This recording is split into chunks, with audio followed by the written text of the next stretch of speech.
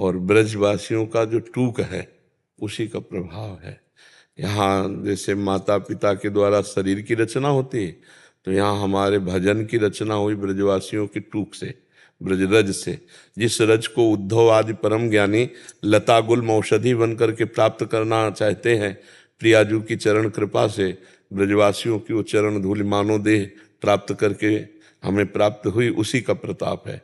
ये जो यो ब्रह्म रुद्र शुक नारद भीष्म मुख्य रालक्षितो न सहसा पुरुषस्य तस्य सद्यो वशीकरण चूर्ण मनंत शक्तिम तम राधिका चरण रेणु मनुष्य मरामी। अनंत शक्ति संपन्न जो ब्रज रज है, वृंदावन रज है, जो बड़े बड़े योगियों योगिंद्रों मुनिंद्रों के ध्यान पथ पे जो नहीं आते, उन श्री कृष्ण की प्राप्ति कराने में समर्थ है ये रजरानी। और समर्थ है ब्रजवासियों की टूक। ब्रजवासियों की टूक के बिना श्री कृष्ण प्रेम ब्रज का नहीं प्राप्त हो सकता, और अलग बात है। लेकिन जब तक ब्रजवासियों की जूठन नहीं होगी तब तक हृदय में वो अपनापन श्री कृष्ण से नहीं आएगा। चाहे दास्य भाव का हो, चाहे सख्य भाव का हो, चाहे वात्सल्य भाव का हो, चाहे गोपी भाव का हो, चाहे सहचरी भाव का हो, सब भावों की प्राप्ति ब्रजवासियों के टूक से, अन्न से है।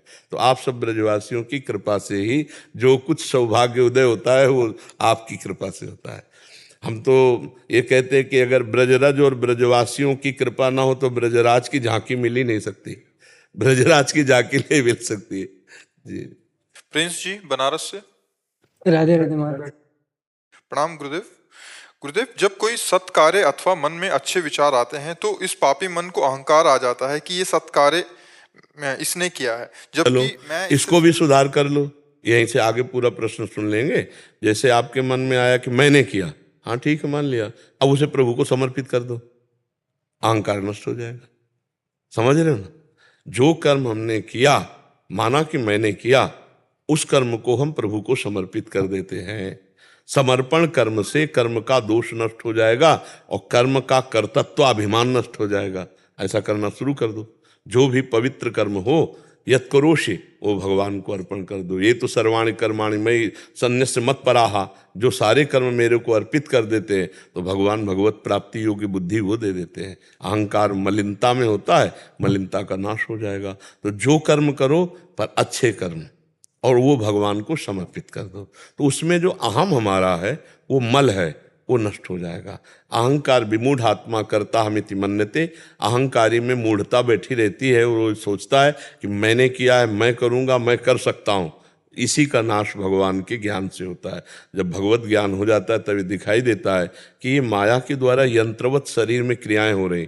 कभी सत्वगुण की प्रेरणा से शांत और अच्छे, कभी रजोगुण की प्रेरणा से भोग वासनाएं, कभी तमोगुण की प्रेरणा से निद्रा आलस्य प्रमाद आदि। इसमें तो गुणों की प्रधानता है, वो जीव देखता है। इसमें मैं करता नहीं हूँ।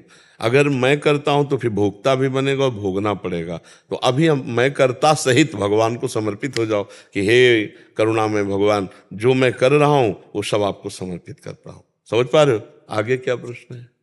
हाँ, तो ये तभी सुधार होगा। तो जी जैसे मतलब कोई भी सत्कार्य अगर हुआ तो उसे हम भगवान को समर्पित कर देते हैं, लेकिन ये मन मतलब ये कहता है कि ये कार्य मैंने करवाए से अहंकार। तो कोई बात नहीं है, हम कह रहे हैं ना, दवा है, आप पहले करके देखो इसे।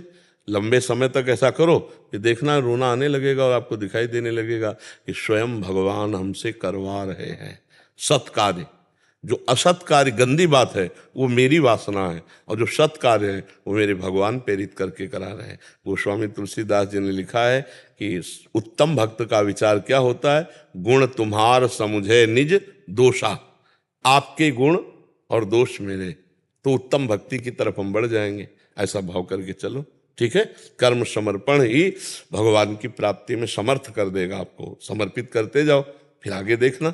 महाराज जी जैसे ये जो मन है, जैसे किसी पे दोष करना नहीं चाहते हैं, पर ये अपने आप ही किसी के प्रति सोच के अपने मन में ही दोष कर लेता है। हाँ, तो वो बिगाड़ नहीं पाएगा जब तक तुम वाणी से किसी की निंदा नहीं करोगे, शरीर से कोई क्रिया नहीं करोगे, तो मन के द्वारा सोचा हुआ दोष या पाप वो तुम्हें बिगाड़ नहीं पाएगा। कलिकर एक पुनीत प्रतापा, मानस पुण्य होए और नहीं पापा, तो इसलिए बच जाओगे। अगर और युग होता तो उसमें भी दंड मिल जाता, पर इसमें दंड नहीं मिलता है। वो तुम्हारा कुछ नहीं बिगाड़ पाएगा, बस तुम निंदा मत करना, दोष दर्शन करके उसका वर्णन मत करना, तो आप बच जाओगे।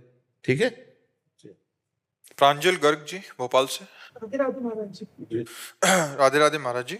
महाराज जी, आसपास की माया बहुत व्याप्ति है, बहुत कोशिश करते हैं, माया आसपास की नहीं होती, माया हृदय की होती है। आसपास कोई माया नहीं है, आसपास कोई माया, अगर हमारे हृदय में भगवत चिंतन